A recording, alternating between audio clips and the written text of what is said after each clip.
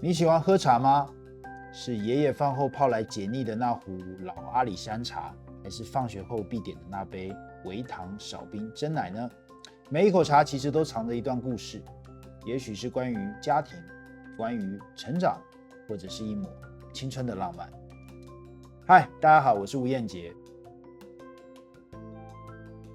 这支影片，我们将一起用 AI 写出一篇关于自己的文化主题文章，从找素材、写主题句到设计开场段落。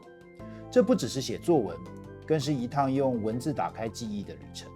开始之前，先带你认识国家文化记忆库。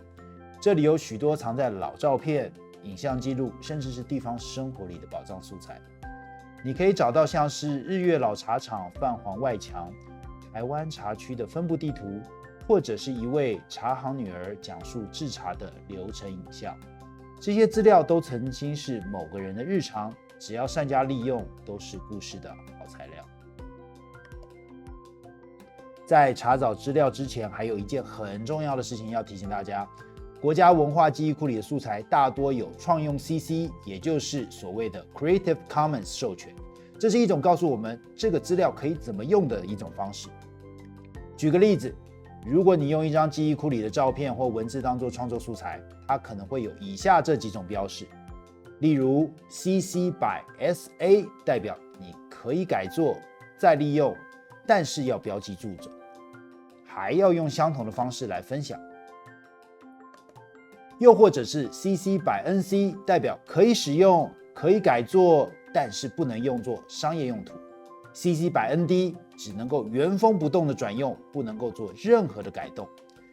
所有创用 CC 的规范都欢迎大家透过记忆库的网站做进一步的了解哦。大家在挑选素材时，一定要注意每个素材的授权方式，避免违反使用规范。只要我们懂得尊重原创，就能安心的创作出属于自己的作品。那我们就正式开始第一个任务吧。首先，请你从记忆库里挑出3笔跟茶有关的素材。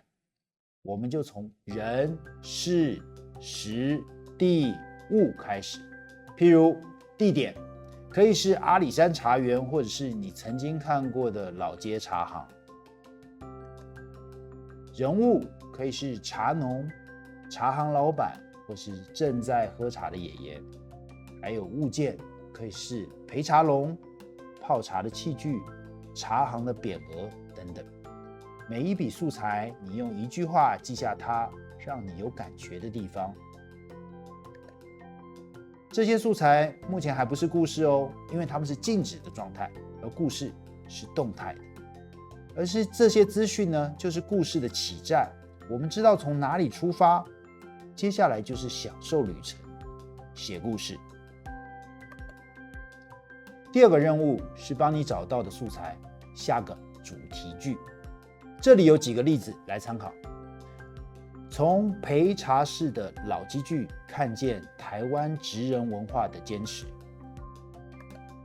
从街边饮料店的珍奶看见年轻人自创饮食语言的能力，从阿里山高海拔的茶园看见自然地形和产业的共生关系。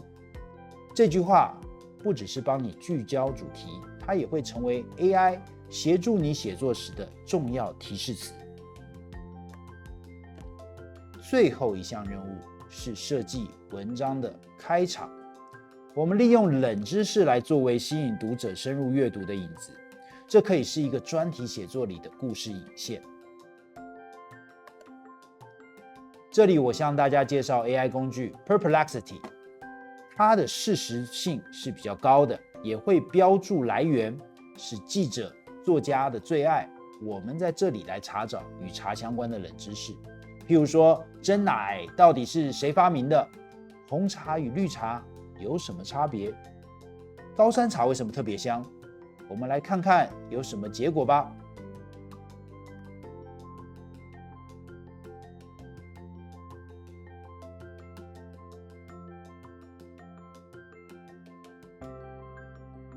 然后我们请 ChatGPT 协助你把冷知识改写成报道的开头导句。例如说，你知道吗？红茶、绿茶和乌龙茶其实都来自同一棵茶树吗？不同的制成不只是技术的选择，更是一种文化的理解。最后，我们一起快速回顾一下本支影片的3个任务：从记忆库中找到3笔让你有感的素材，我们写下一句具有文化观点的主题句，帮助故事聚焦。我们查找一则冷知识，改写成吸睛又有质感的岛屿开场。这3步让你写出的内容不会只有 AI 的技术感，而且是有情感、有观点、有深度的作品。下一支影片，我将带你实际操作 AI 工具，生成一篇具有个人观点的文章。那么，回到一开始的问题，你喜欢喝茶吗？